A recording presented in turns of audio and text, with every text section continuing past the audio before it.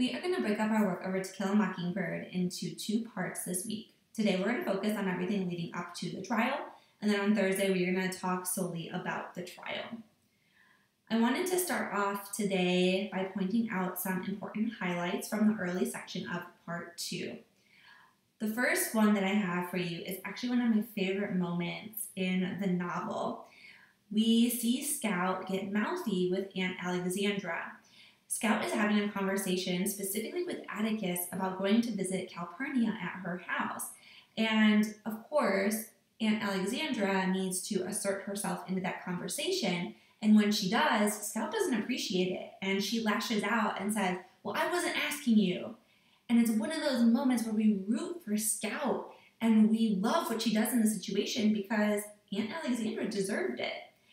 Even though Scout was being mouthy and she was being disrespectful, it was okay in this situation because it led to a very important conversation between Atticus and Aunt Alexandra. This was a conversation about Calpurnia that needed to happen.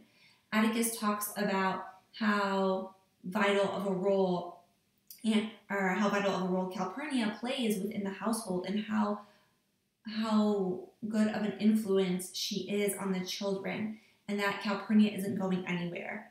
Aunt Alexandra needed to hear this. She needed to understand the way that things were going to be. And we see Atticus here doing the right thing.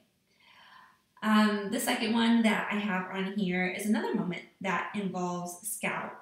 And this is when Scout goes in to help to try to defend Atticus when Atticus is faced by the lynch mob that night at the jail, when that mob of people led by Walter Cunningham Sr. go in to try to get Tom Robinson.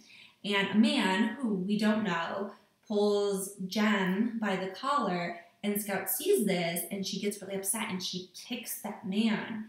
And we see 2 things from Scout in this moment. One, we see her courage, that she is fearless. She will do anything to defend and protect her family. But the second thing that we see here is that Scout is still very much so a child. She doesn't really understand what is happening in the moment. She knows that there's something amiss about the situation. She knows that Atticus is in danger, but she doesn't understand the whole dynamic of that moment and of that situation. And we also see her innocence when she kicks the man. She should not have kicked him. We know that, but it does provide a little bit of satisfaction on the part of the reader, knowing that this man kind of got what he deserved. And 2, that we get some comic relief. We get to see Scout being Scout, but we also see her being this really innocent girl because she says, "Well, I kicked him with my bare foot, but he seemed like he was in an awful lot of pain." And then she reflects back on the moment as an adult and she says, "I think I might have hit him a little too high." So we as readers, we can understand exactly what Scout had actually done in that situation and how she fails to see the implications of her actions. The last one that I have on here is one of our minor characters, Dolphus Raymond. He is somebody who does not have a huge impact on the overall narrative or the plot, but he is somebody that sheds light into a different side of Maycomb. We get to see through his character what happens when whites choose not to live with other whites. And we can also see through his character how heartbreaking some situations are for those people who happen to be biracial. So what I want you guys to do today is to choose a quote. I have several different quotes on the next few slides. They are all grouped together by topic. I want you to choose just one quote, any one of the quotes related to any of the topics, and you are going to address and answer these 3 guiding questions that I have for you on the screen. So remember, you're just choosing one quote, any of them. Doesn't matter which one. Then once you have selected your quote and answered these questions, you can present your information in a few different ways. 1, you can answer the questions by typing everything up in a paragraph. 2, you can just make a video and you can talk about your responses. 3, you could just make an audio recording if you didn't want to do a video. Or 4, you could make a PowerPoint and you could bullet point all of your responses, and you can throw a few pictures on there if you wanted to make a short PowerPoint. Any of those options are totally fine with me. I will let you choose. There's a Dropbox on your calendar where you can submit your work. So, connected back to that idea of Dolphus Raymond, that kind of gets into our first topic. I have 2 quotes here about him that I think really capture what it is that we can learn from his particular character. The next one, I have 3 quotes from that scene where the kids go to church with Calpurnia, and each one of these quotes I feel represents something different and something important about that chapter where the kids go to church with her.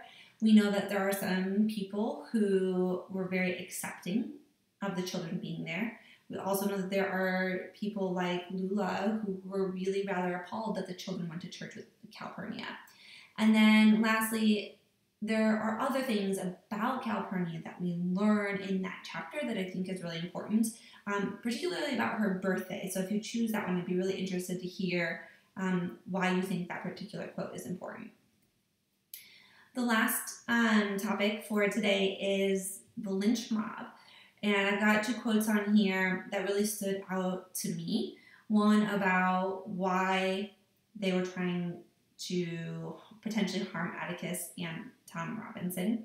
And then the second one is that we know that the leader of that lynch mob was Walter Cunningham Sr., but then in the next chapter, once the kids and Atticus get home, Atticus defends Mr. Cunningham, and I think his reasoning here is very interesting, and I have kind of an internal conflict with Atticus when he says this, and so in some way I can understand where Atticus is coming from, but in some way I just can't see why he chooses to defend Walter Cunningham in this situation, so I'd be interested to hear your thoughts if you choose that one. Overall, guys, I just really hope that you are enjoying this book. On Thursday, we're going to talk about the trial, and oh my, there is so much to talk about. There are so many subtle details that are just not to be missed, and of course, Atticus is fantastic in the courtroom, so I'm really looking forward to our discussion on Thursday. Have a great day, guys.